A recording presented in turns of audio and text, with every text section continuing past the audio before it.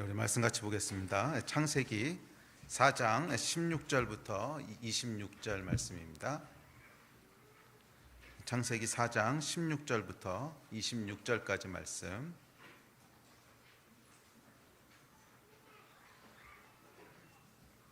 우리 찾으셨으면 한 목소리로 4장 16절부터 26절 말씀 같이 읽습니다. 시작.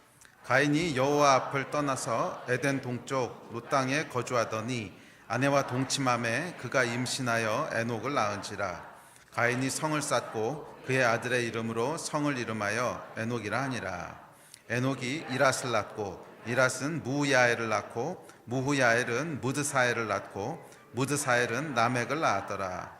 라멕이 두 아내를 맞이하였으니 하나의 이름은 아다요 하나의 이름은 실라였더라. 아다는 야발을 낳았으니 그는 장막에 거주하며 가축을 치는 자의 조상이 되었고 그의 아우의 이름은 유발이니 그는 수금과 통소를 잡는 모든 자의 조상이 되었으며 실라는 두발가인을 낳았으니 그는 구리와 쇠로 여러 가지 기구를 만드는 자요 두발가인의 누이는 나아마였더라. 라멕이 아내들에게 이르되 아다와 실라여 내 목소리를 들으라. 라멕의 아내들이여 내 말을 들으라. 나의 상처로 말미암아 내가 사람을 죽였고 나의 상함으로 말미암아 소년을 죽였도다. 가인을 위하여는 벌이 7배일진데 라멕을 위하여는 벌이 77배이리로다 하였더라. 아담이 다시 자기 아내와 동침함에 그가 아들을 낳아 그의 이름을 셋이라 하였으니 이는 하나님이 내게 가인이 죽인 아벨 대신에 다른 씨를 주셨다 함이며 셋도 아들을 낳고 그의 이름을 에노스라 하였으며 그때 사람들이 비로소 여호와의 이름을 불렀더라. 아멘. 지난주에 저희가 가인과 아벨의 이야기를 통해서 아담과 하와의 가정에 대한 이야기를 살펴봤습니다. 결론적으로 얘기하면 아담과 하와의 가정 교육은 실패였다는 거죠. 이걸 성공이라고 얘기한다면 말이 안 되지요. 형이 아우를 죽이는 아주 비극적인 그런 가정이 되었습니다. 그런데 거기에서 가장 중요한 이유가 뭐였냐면 하나님께서 가정에게 주신 아주 중요한 책무가 있었는데 그 책무를 전혀 감당하지 않은 겁니다. 그 책무가 뭐냐면 신앙을 전수하는 거죠. 신앙을 전수하는 거죠. 그런데 이 아담과 하와의 이야기를 보면 가인과 아벨에게 어떤 것을 가르쳤다라고 하는 내용이 전혀 등장하지 않습니다. 하나님에 대한 것도 전혀 가르치지 않고 또 잠언서에 보면 분명히 자녀들을 훈계하라고 나와 있는데 훈계했던 내용도 전혀 없습니다. 심지어 가인이 아벨을 죽이는 이 끔찍한 사건을 저지르고 나서도 가인한테 뭐라고 얘기했던 표현이 전혀 나오지 않습니다. 슬퍼했다는 얘기도 나오지 않고 그래서 마치 이 아담과 하와는 가인과 아벨의 인생에 장식품처럼 등장하는 마네킹처럼 등장하는 정말 생명 없고 아무 말도 하지 않는 그런 그냥 배경일 뿐이지 이 가인과 아벨의 인생에 적극적으로 어떤 영향을 미친 것이 전혀 없어요. 있는지 없는지 모르겠지만 기록된 건 없어요. 그런데 성경에 기록되지 않았다고 하는 것은 의미 있는 일들을 한 것이 별로 없다는 거죠. 가인과 아벨의 인생 가운데 의미 있게 개입해서 무엇인가를 가르치고 믿음을 전수하고 훈계하고 훈육하고 했다는 기록은 전혀 나오지 않습니다. 이제 그런 것들을 통해서 우리가 이 가인과 아벨 사이에 일어났던 비극의 원인을 유추해 볼 수 있습니다. 자, 오늘은 특별히 창세기 4장부터 5장까지 말씀을 계속 이어서 살펴보면서 가인과 아벨 이후에 그 후손들은 어떻게 되었는가 하는 이야기들을 특별히 가정이라고 하는 관점에서 함께 살펴보려고 합니다. 이 가인과 아벨의 이 첫 번째 단추가 사실은 끊어진 거죠. 첫 번째 체인이 끊어져 버렸는데 사실 아담과 이 하나님을 직접 보고 또 하나님과 직접 교제했던 또 직접 하나님 만드셨던 아담과 하와로부터 이 하나님이 어떤 분이신지에 대한 또 이 하나님 앞에서 우리가 마땅히 어떻게 살아야 되는가에 대한 이 내용들이 그 다음 세대로 그 다음 세대로 그 다음 세대로 꾸준히 전수됐어야 되는데 불행히도 첫 번째 체인이 끊어져 버리지요. 자, 그러고 나서 그 뒤에 쭉 이어지는 세대들이 어떤 삶을 살게 되는지를 살펴보려고 합니다. 물론 이 뒤에도 신실한 사람들이 등장합니다. 셋도 등장하고 뒤에 가면 에노스도 등장하고 노아도 등장하는데 이 이야기는 우리 지난주에도 나눴지요. 우리가 적극적으로 자녀들에게 신앙을 물려주고 또 하나님이 어떤 분이신지를 가르치지 않으면 자녀들은 그냥 랜덤하게 된다고. 뭐 그 가운데 신령한 사람들도 나옵니다. 믿음 좋은 사람들도 나와요. 우리도 불신자 가정에서 자랐지만 정말 믿음 좋은 사람들 있잖아요. 우리 윤성철 목사님 지난주에도 제가 불신자 가정에서 이렇게 훌륭하고 위대한 목사님이 나오셨잖아요. 자, 그렇듯이 이 부모가 적극적으로 물려주지 않는다고 해서 모두 다 불신자가 되고 모두 다 악인이 되는 것은 아닙니다. 그렇지만 그것이 그냥 랜덤하게 나온다는 거죠. 우연에 맡긴다는 거죠. 그래서 여러분의 자녀가 어떻게 될지를 그냥 운에 맡기고 50대 50에 맡기고 뭐 이렇게 된다는 거예요. 자, 그래서 오늘 이 후손들의 이야기도 읽어보면 조금 이따 5장도 좀 읽어볼 텐데 보면 사실은 정말 하나님을 경외했던 사람은 가물에 콩나듯이 가끔씩 등장하고 거의 대부분의 사람들은 뭐 하나님을 모르고 살았던 사람들의 이야기입니다. 자, 이야기를 통해서 신앙의 전수라고 하는 우리의 중요하고도 위대한 사명에 대한 이야기들을 함께 살펴보려고 합니다. 하나님께서 가정을 통해 계획하신 중요한 가정의 데스티니 중에 하나는 신앙을 전수하는 것입니다. 그렇지 않습니까? 가정을 하나님께서 두신 중요한 데스티니 중에 하나는 신앙을 전수하는 것입니다. 맞아요. 가정은 신앙을 물려주고 전수하는 것입니다. 자, 이것은 가정에서 부모에게 하나님께서 부여하신 가장 중요한 역할입니다. 그런데 이 역할은 단순히 부모에게만 부여하신 역할이 아니라 하나님께서 영적인 권위를 부여하셨을 때 동일하게 요구하시는 똑같은 내용입니다.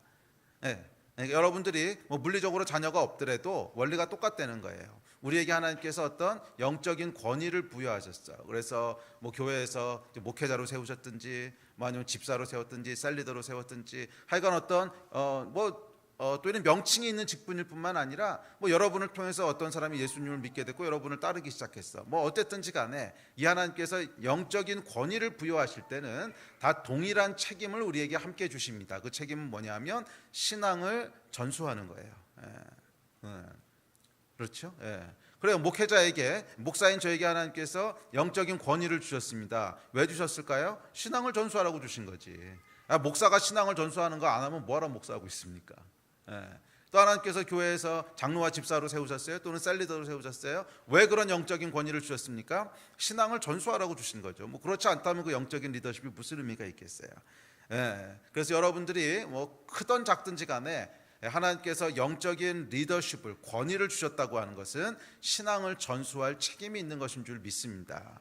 그것은 꼭 육적인 자녀가 아니라도 상관없어요. 여러분들의 영적인 자녀든지 아니면 여러분을 통해서 예수 믿게 된 사람 뭐 한 사람이 있더라도 하여간 그 관계를 통해서 하나님께서 원하시고 우리에게 주시는 사명이 있다면 그것은 신앙을 전수하는 것인 줄 믿습니다. 오늘은 특별히 가정이라는 그런 관점에서 이야기를 풀어갈 텐데 다시 한번 말씀드리지만 꼭 가정이 아니라도 육적인 자녀가 아니라도 동일한 원리로 우리가 이 말씀을 적용해야 될 줄로 믿습니다. 자, 신앙을 전수하는 것이죠. 자, 그런데 불행하게도 아까 말씀드렸지만 아담부터 노아까지 이어지는 이 4장 5장의 이야기들을 쭉쭉 읽어보면 이 전수가 제대로 이루어지지 않은 것을 볼 수 있습니다. 이 중에 하나님을 알고 하나님을 따랐던 사람은 정말 가물에 콩나듯이 한두 명이었고요. 대부분의 사람들은 이 하나님과 상관없는 인생을 삽니다. 뭐 가인과 아벨부터 그랬죠. 뭐 아벨은 좀 달랐지만 하여간 가인의 이야기부터 하여간 이 하나님이 그들의 인생에 등장하지 않습니다. 적어도 아담과 하와는 신앙의 전수라는 측면에서는 실패한 거죠. 자, 그렇다면 우리가 전수해야 될 신앙의 내용은 무엇일까요? 오늘은 이 이야기들, 사람들의 이야기를 통해서 창세기에 등장하는 인물들을 통해서 살펴보려고 합니다. 그런데 먼저 우리가 기억해야 될 중요한 영적인 원리가 있습니다. 어떤 영적인 것 또 신앙을 전수한다고 했을 때는 전수하기 이전에 먼저 선행돼야 될 것이 있습니다. 그것을 내가 가지고 있어야 되는 거예요. 그렇지 않습니까? 가지고 있지 않은 것을 어떻게 전해주겠어요? 신앙의 전수라고 하는 것은 나는 가지고 있지 않지만 너희는 이것을 누려라 이렇게 줄 수 있는 게 아니에요. 물론 모든 부모는 자녀들이 부모가 누리는 것보다 더 많이 누리기를 원하지요. 또 하나님께서 그렇게 하실 겁니다. 그렇지만 그것은 내가 가지고 있지 않은 것을 얘들에게 줄 수 있다는 뜻이 아니에요. 내가 줄 수 있는 것은 내가 가지고 있는 겁니다. 그것을 줬을 때 이 아이들은 그것 위에 자기들이 또 하나님 앞에서 누려야 될 것들을 쌓아가는 거지요. 그래서 부모보다 더 높이 멀리 갈 수 있게 되는 거지요.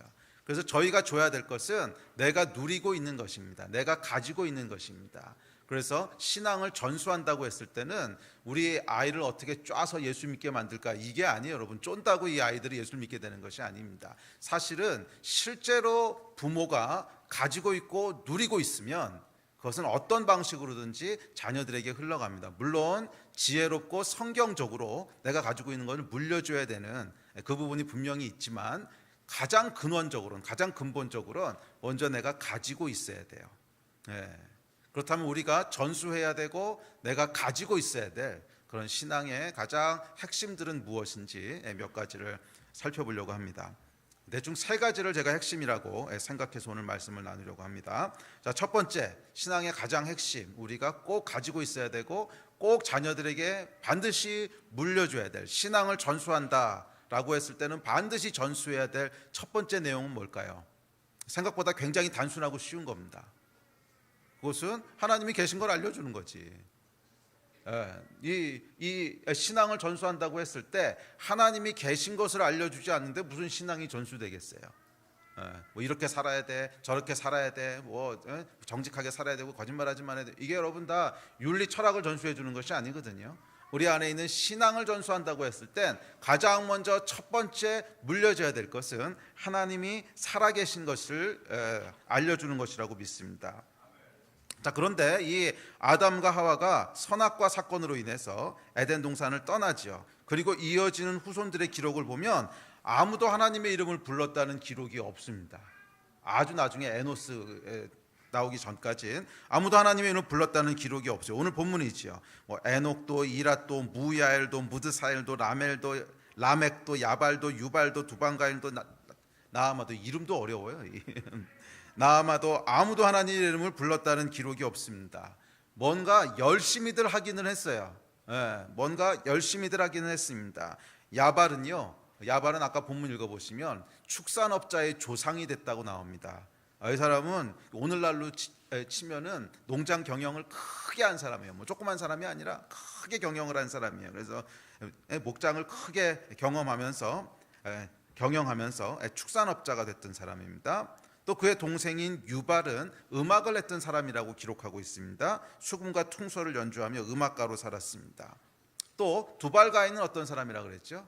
두발가인은 구리와 쇠를 가지고 무엇인가를 만드는 사람이에요. 오늘날로 치면 엔지니어입니다. 엔지니어.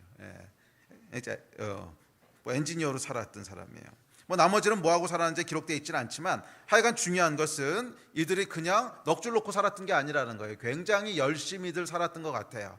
그래서 인생에 목적했던 바, 인생에서 의미 있다고 생각하는 것들을 나름대로 이루면서, 그러면서 일가를 이루는 삶을 살았습니다. 그래서 세상적으로 봤을 때는 일가를 이뤘던 꽤 성공했던 사람들이었던 것 같아요.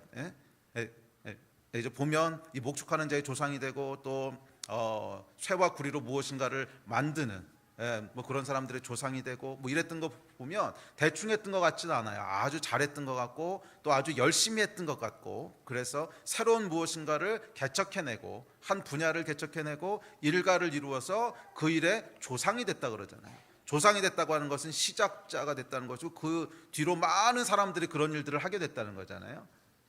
그러니까 그걸 이제 일가를 이뤘다 그러죠. 여러분, 세상에서 어떤 한 분야의 일가를 이룬다고 하는 것은 그렇게 쉬운 일이 아닙니다. 굉장히 열심히 살아야 되고 굉장히 집중해야 되고 헌신해야 되고 뭐 그래야 일가를 이룰 수 있게 되지, 그냥 뭐 대충 살아서 일가를 이루는 건 아니잖아요. 뭐 많은 사람들의 이름 중에서 이들의 이름이 특별히 등장했던 것은 어쩌면 뭐 일가를 이루었기 때문인지도 모르겠어요. 뭐 두발가인 같은 사람, 야발 같은 사람, 그 다음에 유발, 야발, 유발, 뭐 이런 사람들은 하여간 뭐 일가를 이루었습니다. 그런데 문제는 뭐냐면 이들 인생의 어디에도 하나님에 대한 이야기는 없다는 거예요. 이들의 인생 이야기 어디에도 하나님에 대한 이야기는 등장하지 않습니다. 다시 말해서 하나님과 상관없이 열심히 뭔가를 하면서 살았다는 거예요. 하나님과 상관없이 열심히 뭔가를 하면서 살았다는 거예요. 그래서 전문가도 되고 성공도 하고 일가를 이루고 성공을 했습니다. 그렇지만 그 인생에 하나님은 없어요. 이 사람들이 여러분 하나님에 대해서 들었을 수는 있어요. 아마 분명히 들었을 거예요. 이게 이 아담으로부터 몇 대 안 내려간 거잖아요. 뭐 더구나 이 아담이 꽤 오래 살았기 때문에 900살 넘게 살았기 때문에 이 사람들은 아담을 보면서 살았던 사람들이에요. 가끔 할아버지 뭐 증조 고고고 할아버지 뭐 이래가지고 인사하러 다니고 뭐 이랬던 사람이라는 거예요. 이해되시죠? 뭐 그랬던 사람들이니까 분명히 하나님에 대해서는 들었을 거예요. 그러나 그 하나님을 진짜 믿었는지는 모르겠어요. 그 하나님을 진짜 믿었는지는 모르겠어요.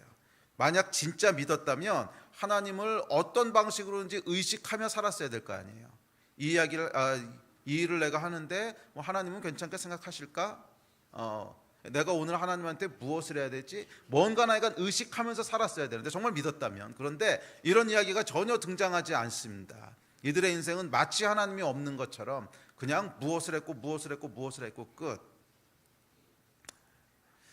자, 그런 와중에 여호와의 이름을 처음으로 불렀던 사람이 등장합니다. 그 사람이 셋의 아들이었던 에노스였습니다. 4장 26절입니다. 우리 같이 읽읍시다. 시작. 셋도 아들을 낳고 그의 이름을 에노스라 하였으며 그때 사람들이 비로소 여호와의 이름을 불렀더라. 셋이 여러분 여호와의 이름을 불렀습니다. 여호와의 이름을 불렀다고 하는 것은 무슨 의미냐면 여호와 하나님을 의식했다는 거예요. 그 존재를 인식했다는 거예요.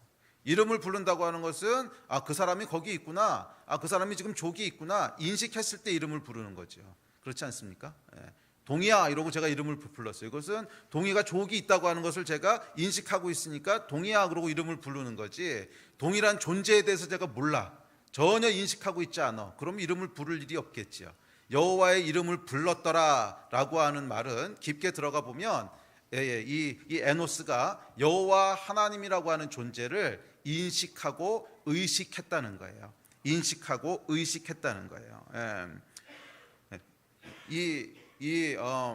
많은 사람들 중에 드디어 처음으로 여호와 하나님을 인식하며 의식하며 사는 사람이 등장합니다. 에노스지요. 인식하고 의식하며 살았다고 하는 건 뭐냐면 이런 거예요. 맞아, 지금 하나님이 계시지, 이렇게 인식하며 살았다는 거야. 맞아, 지금 하나님이 보고 계시지. 이 에노스가 예를 들어서 농사를 막 짓다가 이렇게 보니까 우리 밭에 그러니까 여기까지가 경계선이야. 근데 보니까 요거 살짝 넘어서 진짜 먹음직도 하고 탐스러운 게 막 열려 있어. 아무도 없어. 몇 개 따다가 그냥 먹을까? 이런 생각이 들 수 있잖아요. 그래서 이제 보는 사람도 없고 이게 뭐 이거 한두 개 딴다고 해서 뭐 큰일 나겠어. 이렇게 넓은데 딱 따려고 하다가 뭔 생각이 드는 거예요? 하나님이 보고 계시지. 이게 의식하면서 사는 거예요. 가만히 있어봐. 아무도 보는 사람이 없는 게 아니지. 하나님이 지금 여기 계시지. 이 하나님을 의식하고 인식하며 산다는 거예요. 그렇죠. 또 이제 뭔가 중요한 결정을 하려고 해요. 농사를 그만 짓고 양이나 키워볼까? 뭔가 약간 중요한 결정을 하려고 해. 그때 무슨 생각을 하는 거예요? 하나님이 지금 함께 계시지. 물어봐야지. 하나님 이거 농사 그만 짓고 지금 양 좀 키워보려고 하는데 괜찮겠습니까? 이게 뭐예요? 하나님을 의식하고 인식하는 거예요. 이게 여호와의 이름을 불렀다는 거예요. 여러분의 삶은 어떻습니까? 하나님을 의식하고 계십니까? 하나님을 인식하고 계십니까? 삶의 매 순간마다, 모든 순간마다 앉을 때, 일어설 때, 잠자리에 들 때, 아침에 깨어날 때, 사람을 만날 때, 아이를 키울 때, 직장에서 일하면서, 직장 상사를 만나면서, 직장에서 부하 직원을 대하면서 이 순간마다 하나님을 의식하고 계십니까? 맞아, 하나님이 계시지. 맞아, 하나님이 지금 나하고 함께 하시지. 이거를 인식하고 계십니까? 잘 생각하세요. 잘 생각하세요. 두발가인, 야발, 유발 열심히 살았던 사람들이에요. 삶의 업적도 세상적으로는 많이 냈던 사람들인 것 같아요. 그렇지만 하나님을 의식했다는 기록은 한 군데도 없어요. 여호와의 이름을 불렀다는 건 한 군데도 없어요. 무슨 말이에요? 그냥 열심히 살았다는 거야. 열심히 자기 원하는 거 하면서 살았다는 거야. 뭐 세상 사람들은 아우 성공한 인생입니다, 잘 살았습니다, 박수 쳐줄 줄 몰라도 하나님을 의식하며 살았다는, 아니요, 그 기록은 전혀 없어요. 에노스는 무슨 업적을 이루는지 모르겠어요. 기록이 나와 있지 않으니까. 어쩌면 두발간이나 이런 사람들에 비해서는 뭐 세상적으로 좀 빌빌했던 사람인지도 모르겠어요. 뭐 전혀 기록이 없잖아. 예. 그럼에도 불구하고 하나님께서 그를 높게 평가하셨던 이유는 여호와 하나님의 이름을 불렀다는 거예요. 여호와 하나님의 이름을 불렀다는 거예요. 여러분은 삶의 모든 순간에서 여호와 하나님의 이름을 부르고 계십니까? 아, 맞아, 지금 하나님이 여기 계시지. 아, 맞아, 하나님이 지켜보고 계시지. 이 하나님을 의식하고 인식하고 계십니까? 예. 에노스가 그렇게 살았다는 거예요. 여러분, 하나님을 믿는다고 하는 것은 하나님을 인식하고 의식하는 것입니다. 잘 생각해 보세요. 믿는 게 뭔지. 그냥 종교적인 어떤 확신을 가지고 맞아, 하나님은 계셔, 이게 믿는 게 아니에요. 하나님을 인식하고 의식하는 것이 여호와 하나님을 믿는 것입니다. 예. 생각해 보십시오, 여러분. 아, 나는 하나님이 계신 것을 믿어 라고 말하면서 전혀 하나님을 의식하지 않아. 그럼 이거 하나님을 믿는 게 아니지. 하나님은 우주의 창조주이십니다. 모든 권한과 모든 능력을 다 가지고 계신 분이세요. 하늘과 땅을 만드시고 나를 만드신 분이세요. 그런데 그 하나님이 지금 나와 함께 계신 걸 믿는다고 하는데 전혀 인식을 안 해. 그럼 이게 이상한 거지. 말이 안 되지. 예를 들어서 여러분, 오늘 저녁에 BTS가 여러분 집에 방문한다고 생각해 보세요. 제가 연구 많이 했어요. 요즘 제일 잘 나가는 애들이 누가. BTS가 여러분의 집을 방문해서 하룻밤 묵고 간다고 생각해 보세요. 난리가 나지 않겠습니까? 일단 이 예배 끝나자마자 집에 불이 나게 돌아가가지고서 청소부터 하겠죠. 싹 쓸고 닦고 뭐 이렇게 착 하고 뭐 깨진 것도 다시 고치고 뭐 이러지 않겠어요? 예, 또 여러분의 집에서 자고 간다 그러면 침대는 불편하지 않을까 막 이래가지고 잠자리 마련하고, 그다음에 뭐 식사는 가만히 있어, BTS가 안 먹는 음식이 뭐지 막 찾아보고, 매운 거 못 먹는구나 막 이래가지고서 이제 음식 준비하지 않겠어요? 그러고 실제로 왔어. 그래서 하룻밤을 자고 가. 그럼 여러분 초긴장 상태로 살지 않겠습니까? BTS가 우리 집에서 하룻밤을 자고 가는데 혹시 마루에서 너무 떠들면 시끄럽게 들리지 않을까? 뭐 이 사람들이 잠자리는 괜찮을까? 계속 인식하지 않겠어요? 잘 생각해 보라고. BTS만 여러분의 집에 찾아와도 사람이 초긴장 상태로 24시간 매 분초를 그거를 인식하고 의식하는데, 만유의 주제이신 하나님이 지금 나와 함께 계신다고 하는 것을 믿는데 인식하고 있지 않아. 이게 어떻게 믿는 거야? 말이 안 되잖아. BTS만 찾아와도 집안이 난리가 되고 청소하고 뭐 별 난리를 다 치는데, 만유의 하나님께서 나하고 함께 하신다는데 어떻게 하나님이 지켜보시는 것에 대해서 전혀 인식하지 않아. 전혀 의식하지 않아. 그냥 투명인간 취급이야. 투명 신이지. 그럼 여러분, 여호와 하나님을 믿는다는 거, 하나님이 계신 것을 믿는다고 하는 것은 그 내용이 뭐냐면 하나님을 의식하고 인식하면서 사는 거예요. 매 순간. 에노스가 여호와 하나님의 이름을 불렀더라. 그리고 성경은 이것을 여호와를 경외한다라고 표현하는 거예요. 여호와를 경외한다라고 하는 말은 여러분, 여호와 하나님을 무서워한다는 말이 아닙니다. 여호와 하나님을 의식한다, 존중한다 이런 말이지. 뭐 존중한다는 표현 이면에는 이건 먼저 의식을 해야지요. 그 하나님이 나하고 함께 계셔. 지금 하나님이 지켜보고 계셔. 지금 하나님이 나를 향한 어떤 계획을 가지고 계셔. 이것을 인식하고 인식하고 의식하고 있는 거예요. 그것을 여호와 하나님을 경외한다라고 이야기합니다. 그리고 성경은 여러 번, 정말 여러 번 여호와 하나님을 경외하는 것을 가르치라고 얘기합니다. 우리 다음 구절 읽어봅시다. 시작. 내 마음으로 죄인의 형통을 부러워하지 말고 항상 여호와를 경외하라. 이건 제가 그냥 한 구절 뽑아온 거고요. 경외하라는 구절이 수도 없이 등장합니다. 수도 없이. 여호와 하나님을 경외하는 삶을 사시기를 축복합니다. 여러분 어떠십니까? 여러분의 삶은 여호와 하나님을 경외하고 있으십니까? 매 순간 여호와 하나님을 의식하고 있습니까? 어젯밤에 여러분 잠자리에 드시면서 여호와 하나님이 나와 지금 함께 계셔라고 하는 걸 인식하셨습니까? 아침에 일어날 때 마저 지금도 하나님이 나하고 함께 계셔 의식하십니까? 사업 파트너를 만날 때 맞아 하나님이 지금 이 자리에도 함께 계셔 의식하십니까? 학교에서 공부할 때 맞아 하나님이 지금 나하고 나와 여기 함께 계셔 의식하십니까? 갑자기 앞에 어떤 싸가지 없는 차가 끼어들 때 그때도 여러분 하나님이 지금 여기 함께 계신 것을 인식하십니까? 그렇다면 그 쌍소리는 어디서 나오는 겁니까? 그렇잖아. 여호와 하나님이 그때도 나와 함께 계시고 있는 것을 의식하고 인식하고 있다면 그 거친 말과 그 쌍소리는 어디서 나오는 거예요? 어떻게 나오는 거예요? 뭐 어쨌거나 순간적으로 잊어버렸다는 거잖아. 하나님 함께 계신 것.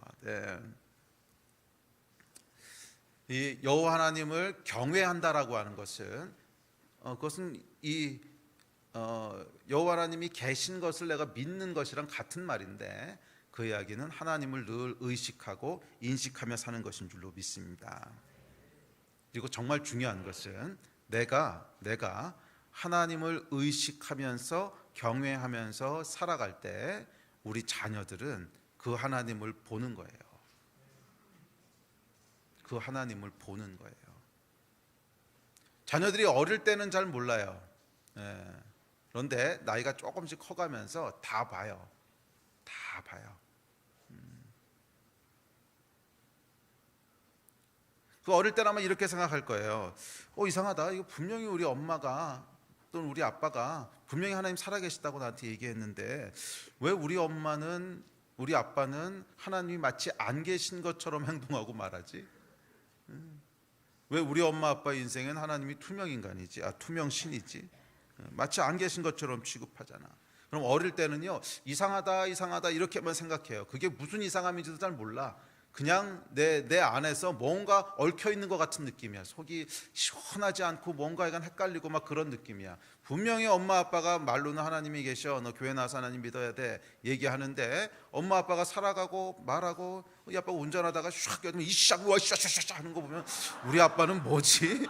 하나님이 분명히 계시다면 왜 저러시지? 또 엄마나 아빠 어쨌거나 이 하나님이 함께 계신 것을 인식한다면 절대로 할 수 없는 어떤 말들, 할 수 없는 행동들, 할 수 없는 선택들이 자연스럽게 일어나는 것을 볼 때 아이가 얼마나 헷갈리겠어요. 아니, 분명히 하나님이 계시다며 이 하나님은 투명 인간인가? 왜 아무런 게 없지? 그러다가 조금 나이가 들면요 결론을 내리게 됩니다. 에이 하나님은 없어.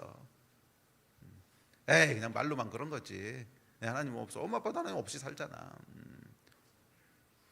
신앙을 전수한다고 하는 것은 여러분 내가 먼저 그것을 가지고 있고 누리고 있어야 돼요. 이 자녀들은 여러분 물론 내가 말하는 것은 굉장히 중요합니다. 말로 아이들을 훈육하라고 분명히 잠언에서 얘기합니다. 그렇지만 그 말이 진짜로 권위를 가지기 위해서는 우리가 실제로 그것을 가지고 있고 누리고 있어야 돼요. 내가 하나님을 의식하지 않고 내가 하나님을 인식하지 않고 살아가는데 내가 하는 말이 우리 자녀들에게 영향을 미칠 수는 없습니다. 시편에 이렇게 얘기합니다. 자, 시작. 주께서 내가 앉고 일어섬을 아시고 멀리서도 나의 생각을 밝히 아시오며. 여러분 앉을 때나 일어설 때나 잠자리에 들 때나 누울 때나 이게 앉고 일어섬을 아신다고 하는 것은 일상의 모든 생활 가운데라는 뜻이지요. 일상의 모든 생활 가운데 하나님이 여러분과 함께하고 계신 것을 인식하고 의식하고 계십니까? 여호와 하나님을 존중하십시오. 그럴 때 우리 자녀들은 우리를 통해서 하나님의 살아계신 것을 보게 됩니다. 그것이 이 아이들의 믿음이 될 거예요. 아멘. 자, 두 번째 전수해야 될 내용이 있습니다. 전수해야 될 신앙의 내용은 하나님 앞에서 의미 있는 시간을 보내라는 거예요. 의미 있는 인생을 살라는 거예요. 자, 이어지는 5장 말씀을 좀 보겠습니다. 조금 긴데요. 5장 처음부터 끝까지 다 하려고 하다 너무 길어서 앞에만 조금 읽었어요. 왜냐하면 뒤엔 다 똑같아요. 이름만 바뀌면서 똑같으니까. 자, 앞에만 좀 읽어봅시다. 시작. 아담은 130세에 자기의 모양 곧 자기의 형상과 같은 아들을 낳아 이름을 셋이라 하였고 아담은 셋을 낳은 후 800년을 지내며 자녀들을 낳았으며 그는 930세를 살고 죽었더라. 셋은 105세에 에노스를 낳았고 에노스를 낳은 후 807년을 지내며 자녀들을 낳았으며 그는 912세를 살고 죽었더라. 에노스는 90세에 게난을 낳았고 게난을 낳은 후 815년을 지내며 자녀들을 낳았으며 그는 905세를 살고 죽었더라. 게난은 70세에 마할랄레를 낳았고 마할랄레를 낳은 후 840년을 지내며 자녀들을 낳았으며 그는 90세를 살고 죽었더라. 마할랄레는 65세에 야렛을 낳았고 야렛을 낳은 후 830년을 지내며 자녀를 낳았으며 그는 895세를 살고 죽었더라. 여기까지만 읽읍시다. 이 다음에는 이름만 바꿔가면서 똑같아요. 몇 살에 누구를 낳았고 그는 몇 살까지 살다가 죽었더라. 몇 살에 누구를 낳았고 몇 살까지 살다가 어떻게 죽었더라. 이름만 바꿔가면서 똑같은 이야기가 5장 마지막까지 이어집니다. 그리고 5장 마지막에 이제 갑자기 툭 튀어나오는, 갑툭튀라 그러죠. 갑자기 툭 튀어나오는 신령한 사람 노아가 등장하면서 이제 6장으로 이어지지요. 자, 근데 이 사람들의 이야기를 제가 5장을 쭉 이렇게 읽으면서 여러분 올해 초에 창세기 묵상하시면서 이 5장 묵상하시는 날 어떻게 묵상하셨어요? 참 어려운 날 아니었습니까? 마음이 힘들고 어렵고 그러지 않으셨어요? 이게 뭐 건질 게 있어야지. 똑같은 얘가 이름만 바꿔가면서 계속 나오는데 제가 이 이야기를 읽다가 처음에 들었던 이제 두 가지 생각이 들었는데 처음에 들었던 생각은 뭐냐면 참 오래도 살았다. 참 오래도 살았다 그랬어요. 800살, 900살 거의 1000년을 살았습니다. 그 사람의 수명이 줄어들기 시작하는 건 노아 홍수 이후지요. 노아 홍수 이후에 이제 100세 근처로 확 하고 줄어듭니다. 이번 경 읽어보시면 나오죠. 예. 근데 그전 사람들은 굉장히 오래 살았어요. 이게 아마 뭐 지구 환경 문제라고 사람들은 얘기하는데 맞아요. 아마 환경이 달랐기 때문에 뭐 지금이랑은 수명이 달랐습니다. 그래서 약간 이 초창기 살았던 사람들은 굉장히 오래 살아요. 뭐 이 수명 문제에 대해서 궁금하신 분들은 나중에 그 창조과학자들이 써놓은 책들 보세요. 굉장히 잘 설명해놨어요. 이제 수명이 어떻게 줄어들게 되는지. 근데 약간 이 노아 홍수 이전까지는 오래 살았어요. 사람들이 오래 살았는데 거의 1000년 가까이 살았는데 첫 번째로 들었던 생각은 참 오래도 살았다 이런 거였고요. 두 번째로 들었던 생각은 아니 이 사람들은 거의 1000년을 살았는데 그 긴 세월 동안에 성경에 기록된 것이 아무것도 없네. 누구 낳아서 몇 년 살고 죽었다. 누구 낳고 몇 년 살고 죽었다. 누구 낳았다는 얘기는 해야 어디까지 이어진지를 알 수가 있으니까 그 얘기는 한 거고 그 나머지는 몇 세에 죽었다, 몇 살에 죽었다, 몇 살에 죽었다 빼고는 한 줄도 기록된 게 없어요. 아니 100년을 산 게 아니고요. 1000년을 살았거든요. 1000년을. 근데 그것이 딱 한 줄로 묘사된다. 누구를 낳고 몇 년 살다 죽고. 허무하지 않으세요, 여러분? 누가 여러분의 인생을 묘사하는데 딱 한 줄로 묘사했어. 누구는 몇 년 살았다 죽었더라. 끝. 그럼 여러분 화나지 않으시겠어요? 그래도 내가 인생 100년 살면서 이 한 일이 얼마인데 그래 그 가운데 겪었던 희로애락이 있고 그 가운데 내가 했던 업적이 있고 내가 느꼈던 것들이 있는데 아니 어떻게 딱 한 줄하고 끝내냐. 몇 살 살고 죽었더라. 누구는 85세까지 살고 누구를 낳고 죽었더라. 누구는 뭐 조금 오래 살면 뭐 93세까지 살고 뭐 어쩌고 해서 죽었더라. 화나지 않으시겠어요? 근데 이게 여러분 100년이 아니고 1000년을 살았던 사람들이거든. 1000년이 얼마나 긴 시간인지 여러분 잘 모르시는 감이 잘 안 오실 텐데 1000년을 살면요 이 사람이 처음에 친구 먹었던 사람이 누구냐면 태조 왕건이야. 그런데 마지막에 죽을 때 만난 사람은 이승만 대통령 만나고 죽는 거거든요. 이게 1000년입니다.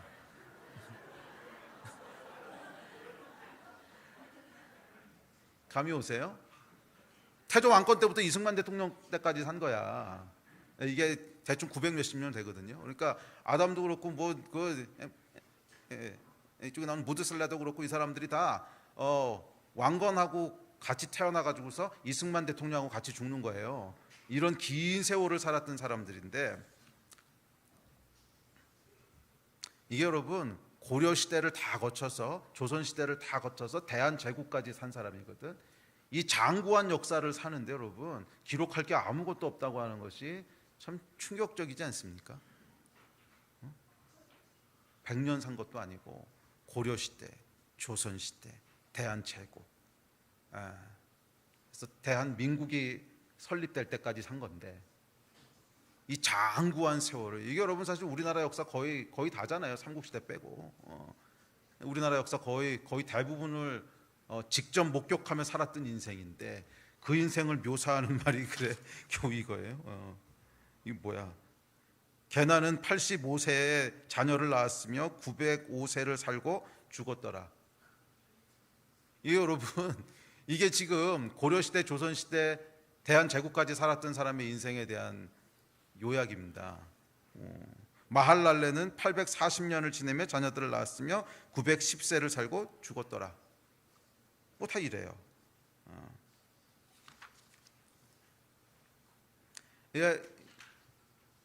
이 사람들도 아마 하고 싶은 얘기들이 많이 있었을 거예요. 내 인생을 그렇게 기록했다고?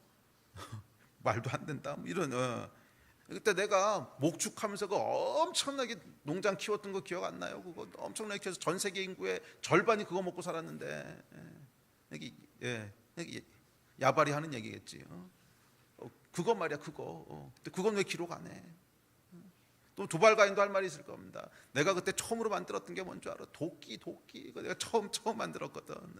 도끼가 21세기까지 쓰이는 거 아니야. 이 위대한 발명품을 내가 처음 만들었는데 그거 왜 기록 안 해? 놀라운 것은 여러분, 하나님께서 이런 거 하나도 기록 안 하셨다는 거예요. 하나도 기록 안 하셨다는 거예요. 그리고 인생을 딱 한 줄로 정리해 버리십니다. 성경에는 여러분, 지난주에도 말씀드렸지만 기록하는 원칙이 있습니다. 하나님 앞에서 의미 있는 사건들만 기록합니다. 하나님 앞에서 의미 없는 사건들은 기록하지 않아요. 수많은 세월을 살고 수많은 일들을 했더라도 하나님 앞에서 의미 있는 일이 아니면 기록하지 않습니다. 그렇다는 건 뭐예요, 여러분? 5장에서 만나게 되는 이 수많은 사람들의 인생은 참 슬프게도 하나님 앞에 의미 있게 기록될 만한 것이 없었다는 거예요. 시간은 여러분 두 종류의 시간이 있습니다. 그저 흘러가는 시간이 있고요. 하나님 앞에서 의미 있는, 하나님이 카운트하시는 시간이 있습니다. 우리가 전수해야 될, 먼저 우리가 살아야 될 신앙의 내용은 시간을 그냥 흘러가도록 두지 말라는 거예요. 여러분의 시간은 어떻습니까? 어제 여러분의 하루는 그저 흘러가는 시간입니까? 아니면 하나님께서 카운트하시는 시간입니까? 오늘 여러분에게 주어진 하루는 그저 흘러가는 시간입니까? 아니면 하나님께서 카운트하실 시간입니까? 시간을 그냥 흘려보내지 말라는 거예요. 시간을 그냥 흘려보내지 말라는 거예요. 시간은 여러분이 어떻게 의지적으로 선택하느냐에 따라서 붙잡을 수도 있고 흘려보낼 수도 있어요. 그냥 흘려보내지 말라는 거예요. 하나님께서 카운트하시는, 하나님께서 의미 있다고 말씀하시도록 그것들을 붙잡으시라는 거예요. 그저 흘려보낸다고 하는 것은 여러분 착각하지 마십시오. 백수처럼 살았다는 것이 아닙니다. 아무것도 안 하고 뒹굴뒹굴했다는 뜻이 아니에요. 두발도 그렇고 두발가인도 그렇고 야발도 그렇고 열심히 살았어요. 일가를 이뤘어요. 그런데 세상적으로 봤을 땐 성공했어. 그런데 하나님 앞에서는 카운트할 게 없었다는 거지. 그게 그냥 흘러가는 시간입니다. 저는 여러분의 하루하루가 흘러가는 시간이 되지 않기를 축복합니다. 그리고 그것들을 자녀들에게 가르치십시오. 우리 자녀들의 인생이 그냥 흘러가는 시간이 되지 않도록 하나님 앞에서 의미 있는 시간이 되도록 계속 가르치십시오. 자, 그렇다면 어떤 시간이 하나님께서 카운트하신 의미 있는 시간입니까? 5장에 허무한 인생의 이름들이 쭉 등장하다가 딱 한 명 다르게 기록되는 사람이 등장합니다. 에녹입니다. 에녹.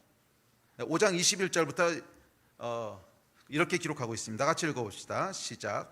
에녹은 65세에 무드셀라를 낳았고 무드셀라를 낳은 후 300년을 하나님과 동행하며 자녀들을 낳았으며 그는 365세를 살았더라. 에녹이 하나님과 동행하더니 하나님이 그를 데려가심으로 세상에 있지 아니하였더라. 조금 다르게 기록됩니다. 그리고 성경 다른 부분에서도 에녹에 대한 이야기들을 기록하고 있습니다. 예를 들면 히브리서에 이렇게 기록합니다. 자, 시작.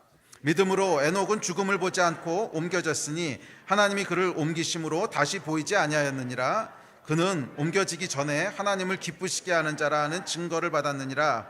믿음이 없이는 하나님을 기쁘시게 하지 못하나니 하나님께 나아가는 자는 반드시 그가 계신 것과 또한 그가 자기를 찾는 자들에게 상 주시는 이심을 믿어야 할지니라. 이 히브리서의 이 놀라운 믿음절이요, 에녹의 이야기로부터 나오는 거예요. 믿음이 없이는 하나님을 기쁘시게 하지 못하나니 하나님께 나아간 자는 반드시 그가 어떤 거? 계신 것과, 계시다고 하는 게 뭐예요? 계속 인식하라는 거예요. 의식하라는 거예요. 이 에녹이 그렇게 살았다는 거예요. 하나님이 계신 것을 계속 의식하고 인식하면서 살았을 때 에녹의 이야기가 하나님 나라에 계속 기록되는 거죠. 믿음의 사람으로 기록되고 믿음이 없이는 기쁘시게 못하는 이 위대한 성경 구절이 에녹의 인생으로부터 유출되게 됩니다. 또 성경에 보면 에녹이 했던 말도 기록되어 있습니다. 여러분 그거 아세요? 에녹이 이런 말을 했더라 기록되어 있어요. 저도 여기는 많이 안 읽는 성경이라서 찾아보고 놀랐어요. 유다서예요. 유다서에 보면 이렇게 기록합니다. 시작. 아담의 7대 손 에녹이 이 사람들에 대하여도 예언하여 이르되 보라 주께서 그 수만의 거룩한 자와 함께 임하셨나니 이는 무사람을 심판하사 모든 경건하지 않은 자가 경건하지 않게 행한 모든 경건하지 않은 일과 또 경건하지 않은 죄인들이 주를 거슬러 한 모든 완악한 말로 말미암아 그들을 정죄하려 하심이라 하였느니라. 내용이 뭐든지 간에 에녹이 했던 이야기들이 성경에 기록되어 있다는 거예요. 에녹의 시간은 다른 사람들과 달랐습니다. 이 에녹은 여러분 물리적으로는 길게 살았던 사람이 아닙니다. 300년 좀 넘게 살았어요. 1000년씩 사는 거에 비하면 한 3분의 1 산 거예요. 다른 사람들의. 그러니까 오늘날로 얘기하면 대충 90살까지 산다 그러면 30살까지 산 거예요. 요절한 거야. 그렇죠 여러분. 겨우 300년 좀 넘게 살았으니까 요절한 거죠. 요절한 사람인데 그럼에도 불구하고 에녹의 시간은 그저 흘러가는 시간이 아니었어요. 하나님이 카운트하시는 시간이었습니다. 그 비결이 뭐예요?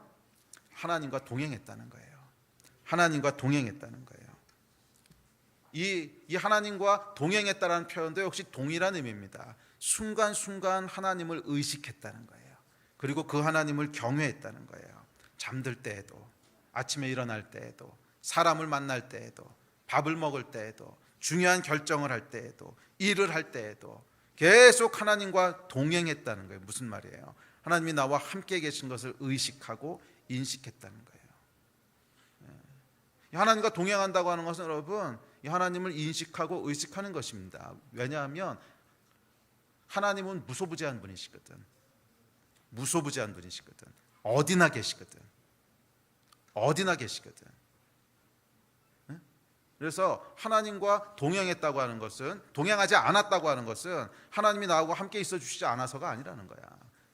늘 하나님은 내 옆에 계시고 만유에 가득 차 계시다는 거예요. 그렇다면 동행했다는 건 뭐예요? 내가 인식했다는 거지. 내가 의식했다는 거지. 하나님과 동행한다고 하는 것은 여러분 순간순간 삶의 모든 결정에서 앉고 설 때, 자고 누울 때 하나님이 나와 함께 지금 여기 계시다고 하는 것을 의식하고 인식하는 것인 줄 믿습니다.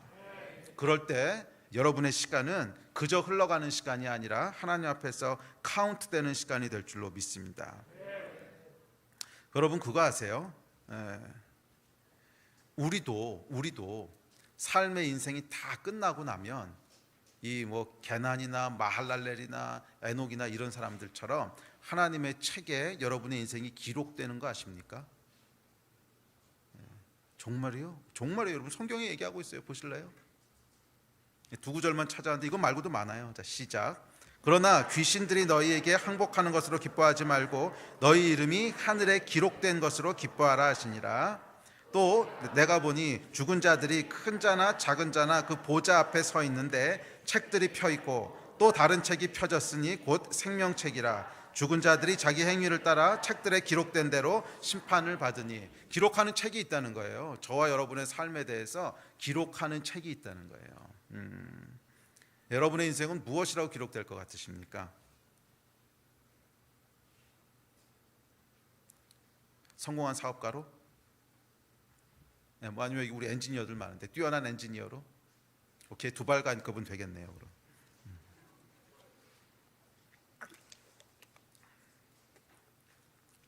뛰어난 학자로? 무엇으로 기록되기를 원하십니까? 만약 여러분들이 이런 삶을 산다면 여러분의 이름도 야발이나 두발가인이나 게난이나 마할랄렐이 기록되어 있는 그 뒷줄에 그냥 오를 겁니다. 그는 몇 년을 살고 누구를 낳고 죽었더라. 끝. 하나님이 카운트하시는 시간이 없었던 거죠. 저는 여러분의 인생이 달라지기를 주의 이름으로 축복합니다.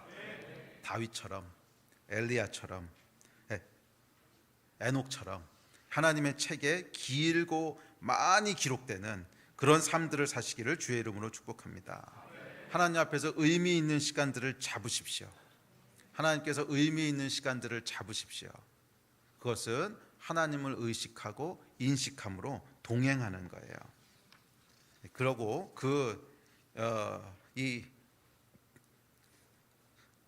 하나님과 동행하는 삶의 비결을 자녀들에게 부지런히 가르치고 보여주시는 여러분 되시기를 주의 이름으로 축복합니다. 자, 마지막 세 번째로 전수해야 될 중요한 내용이 있습니다. 저는 결국 이것이 열쇠라고 믿는데요. 오늘은 시간이 길게 남지 않아서 이 부분을 자세히 하진 못하는데 다음에 기회가 있으면 좀 더 자세히 나눴으면 좋겠어요. 이 세 번째, 이것이 사실은 열쇠인데 그 열쇠는 뭐냐면 하나님이 좋은 분이라고 하는 것을 자녀들에게 가르치세요. 그 이야기는 내가 먼저 하나님이 좋은 분이라고 하는 것을 누리셔야 된다는 거예요. 그 미국에서 크리스찬들을 대상으로 조사를 해봤더니 당신을 바라보시는 하나님의 감정은 어떨 것 같습니까? 그리고 조사해봤더니 75%인가 85%가 뭐라고 대답했냐면 화가 나 계실 것 같아요. 이렇게 대답했대요. 우리나라도 크게 다르지 않을 겁니다. 여러분이 가지고 있는 하나님의 이미지가 어떠냐는 거예요. 여러분은 하나님을 어떤 분으로 인식하고 계시냐는 거예요.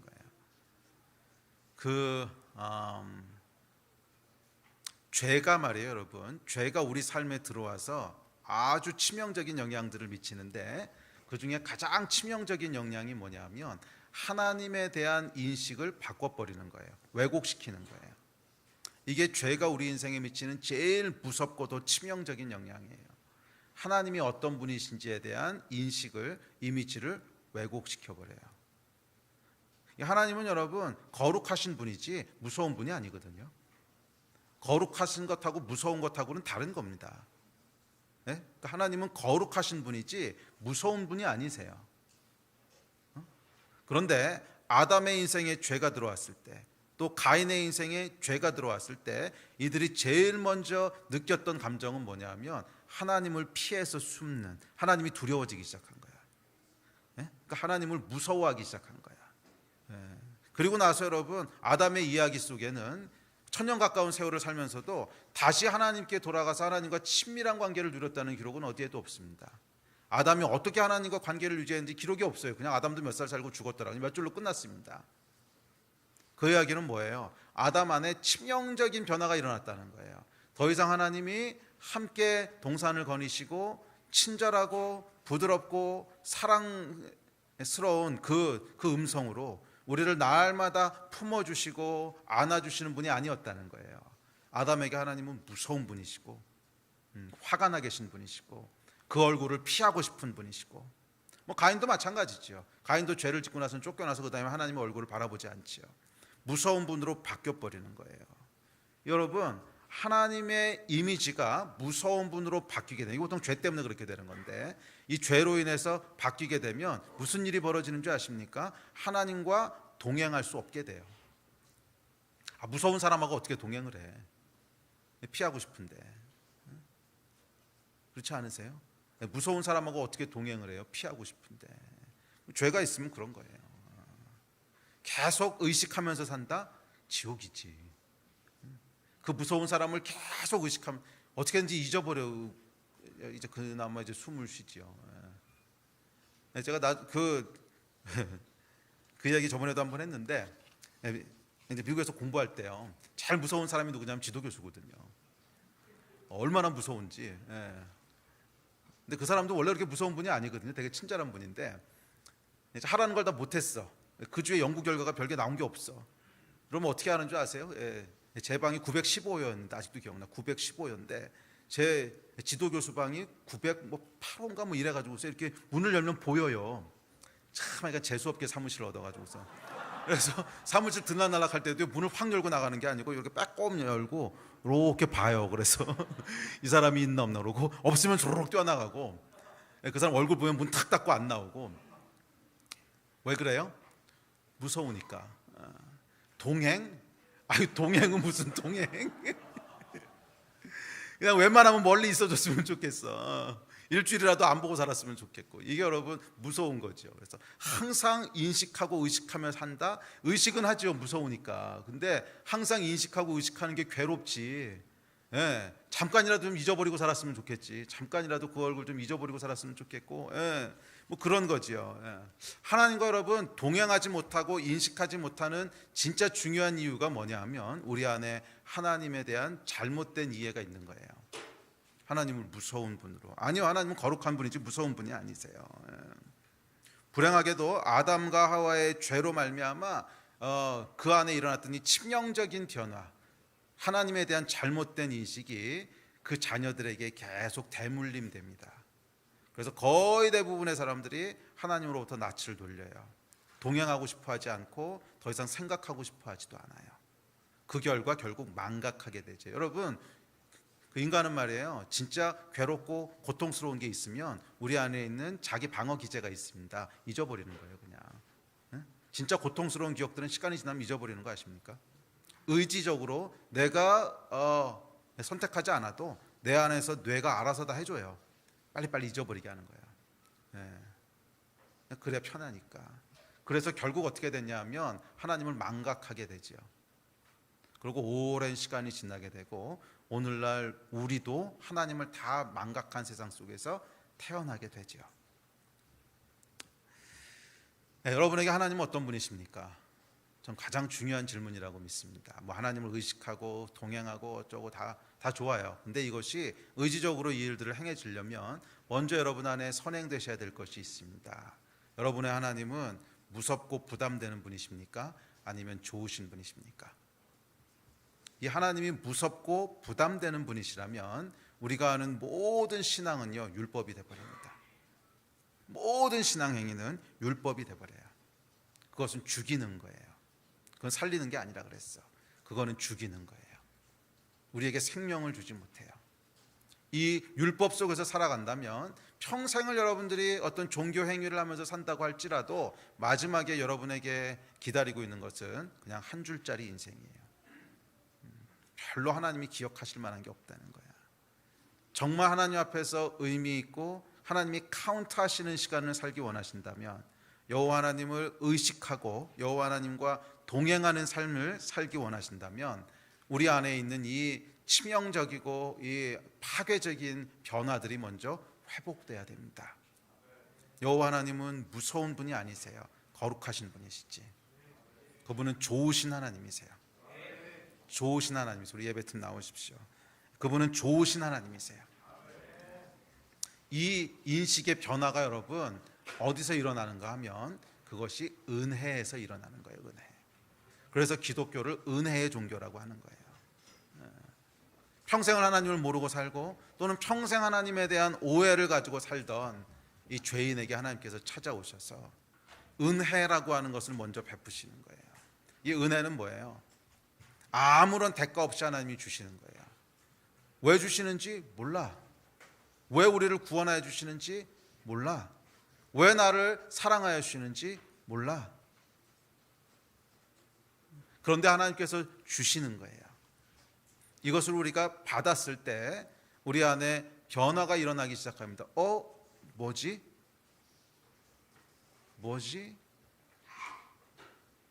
나는 내 의를 위해서 내 삶의 문제들을 스스로 해결하려고 열심히 살면서 무엇인가를 이루면서 여기까지 왔는데 전혀 다른 얘기를 하나님께서 하시는 거예요. 상관없이 우리에게 부으신 하나님의 사랑, 전혀 예측 못했던 하나님의 긍휼, 자비, 이 일을 하시는 분이 성령님이세요. 성령께서 우리 위에 이 하나님의 은혜의 역사를 부으시기 시작할 때, 그것을 우리가 받아들이기 시작할 때, 그때 우리 안에 변화가 일어나는 거예요. 하나님이 좋으신 분이시구나. 와, 하나님은 나와 함께 하시는 분이시구나.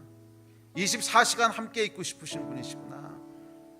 하나님을 의식하는 것이 나에게 기쁨이고 하나님을 경외하는 것이 나에게 즐거움이고, 이 변화가 일어나는 거예요. 저는 오늘 여러분 가운데 이 근원적인 변화가 일어나게 되기를 주의 이름으로 축복합니다. 혹시라도 이 안에 하나님에 대한 두려움으로 살아왔던 분 계시다면 이 율법을 오늘 청산하십시오. 그렇게 해서는 하나님 앞에 의미 있는 삶을 살 수가 없습니다. 그렇게 해서는 하나님과 동행할 수가 없습니다. 율법을 청산하십시오. 그리고 하나님이 여러분을 얼마나 사랑하시는지, 하나님이 어떤 사랑으로 아무 대가를 요구하지 않으시고 부으시는 이 하나님의 은혜와 사랑이, 이것이 무엇인지를 누리시고 받으십시오. 은혜는요 그냥 받는 거예요. 살 수도 없고 행위로 얻을 수도 없고 그냥 받는 거예요. 이 하나님의 은혜가 우리 위에 부어질 때, 성령께서 부으실 때 우리 안에 뿌리에서부터 변화가 일어날 겁니다. 어떤 변화?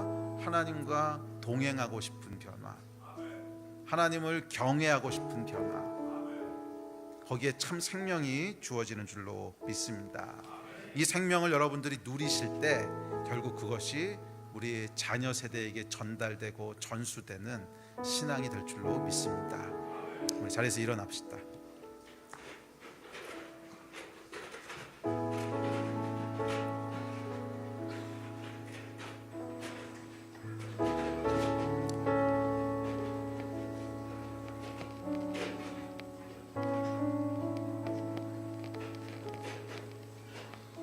기도합시다. 우리 기도하실 때 성령님의 도우심을 좀 구하십시오.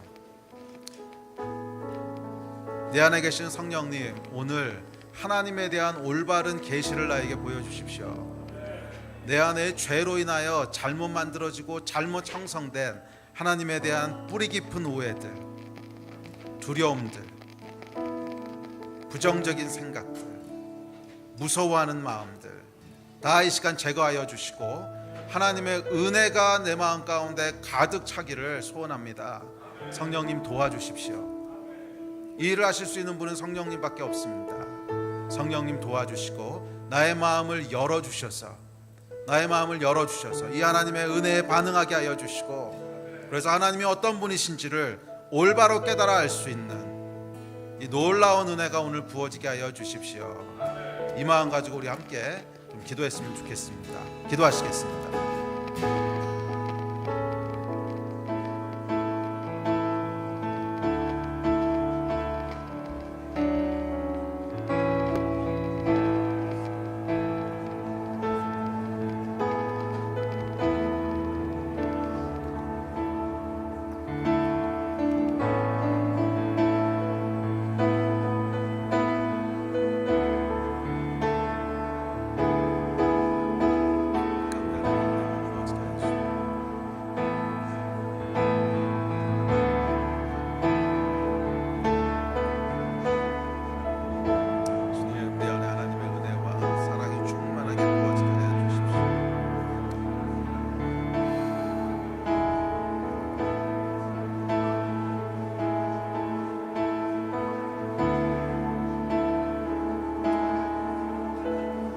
네, 주님 이 시간 예수 그리스도의 이름으로 축복합니다.